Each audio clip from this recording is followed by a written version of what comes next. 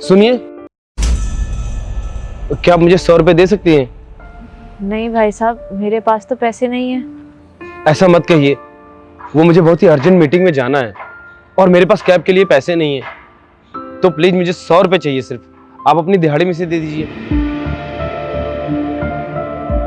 भाई साहब, मेरे पास सच में पैसे नहीं है और हम मजदूर लोग हैं, हमारे पास कहाँ से पैसे आएंगे? और आप इतने पढ़े लिखे और बड़े आदमी लग रहे हैं, आप हमसे पैसा मांग रहे हैं। हमारे पास कहाँ से आया जब आपके पास नहीं है? देखिए, मैं आपसे आखिरी बार बोल रहा हूँ, हो सके तो प्लीज मेरी मदद कर दीजिए। मुझे सिर्फ और सिर्फ 100 रुपए की ही जरूरत है। अच्छा ठीक है,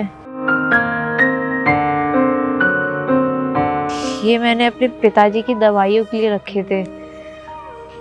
आपको ज़्यादा ज़रूरत है तो आप ये रख लीजिए, लेकिन शाम को वापस कर दीजिएगा क्योंकि पिताजी की दवाई बहुत ज़रूरी है।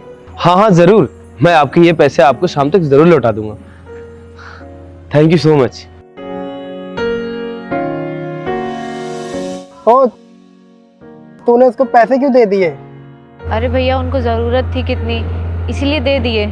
तू बेवकूफ है, पूरे दिन की दिहाड़ी दे दी उसको।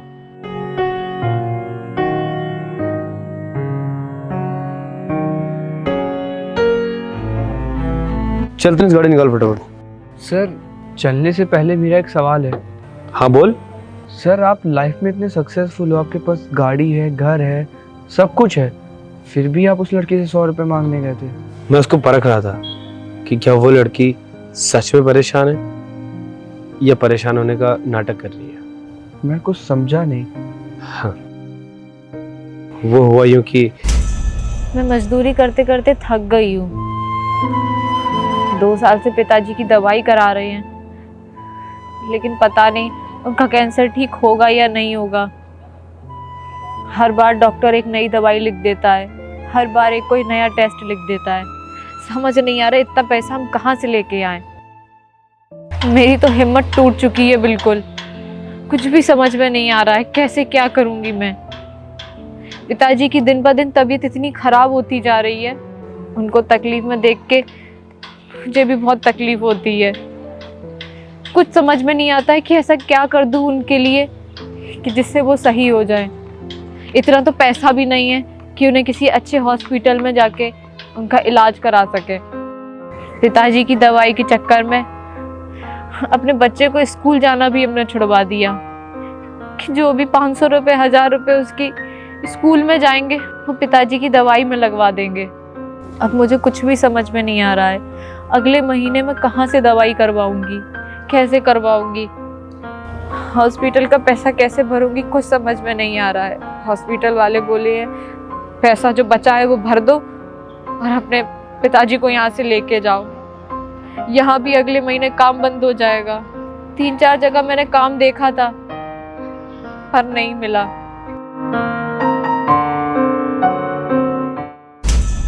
तो बस मैं उसकी मदद करना चाहता था। अब जल्दी से चल, मुझे उसके जाने से पहले वापस आना है ऑफिस से, वरना हम लेट हो जाएंगे।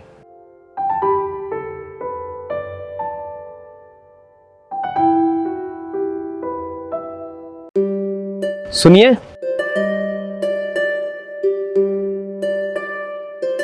आप? हाँ, वो सुबह सुबह आपने मेरी मदद की थी ना, मुझे सच में बहुत अच्छा लगा था। और आप जैसे इंसान बहुत कम है इस दुनिया में, तो बस मैंने सोचा आपको आपका पैसा लौटा दूं। अच्छा भाई साहब, अगर मेरे पास थोड़े बहुत भी पैसे होते ना तो मैं आपसे ये 100 रुपये नहीं मांगती। नहीं नहीं, ऐसी कोई बात नहीं है। अगर आपने किसी को 1 रुपए भी दिए हैं और वो आपके हैं तो उस पर सिर्फ आपका हक है, तो लौटाना तो बनता ही है। और मेरी मीटिंग थी और आपने मदद भी की, तो ये एहसान कैसे भूल सकता हूँ। तो सोचा चलो लौटा दूँ, तो बस आपके पैसे लौटाने आया हूँ। ये लीजिए।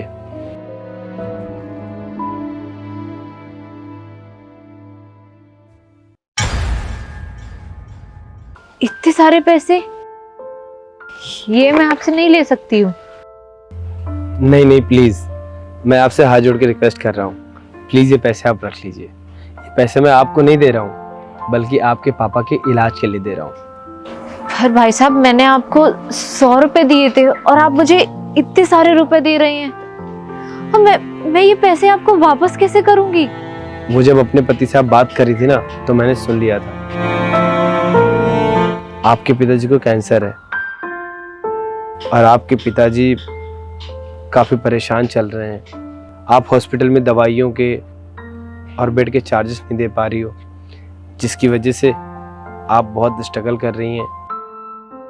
1 महीने के बाद यहाँ पे कंस्ट्रक्शन का काम बंद हो जाएगा, उसके बाद आपको काम भी नहीं मिलेगा, तो शायद आप असमर्थ हो जाएंगी अपने पिताजी की दवाई कराने में। तो बस इसीलिए मैंने सोचा कि जब आप मजदूर होकर मेरी 100 रुपये से मदद कर सकती हैं, तो फिर मैं भी अच्छा खासा कमाता हूँ, तो मैं क्यों ना आपकी मदद कर दूँ। ये सीख मैंने आप ही से ली है। तो बस इसलिए मैं चाहता हूँ कि आप ये पैसे रख लीजिए और अपने पिताजी का इलाज करवाइए और अच्छे से उनको अपने घर में शिफ्ट कर दीजिए। आपका बहुत बहुत शुक्रिया भाई साहब, आपने इतने बुरे वक्त में मेरा साथ दिया। मैं आपका ये एहसान कैसे भूलूंगी। सच में आप जैसे बहुत कम लोग हैं इस दुनिया में। शुक्रिया। आप अपना और अपने पिताजी का ख्याल रखिएगा।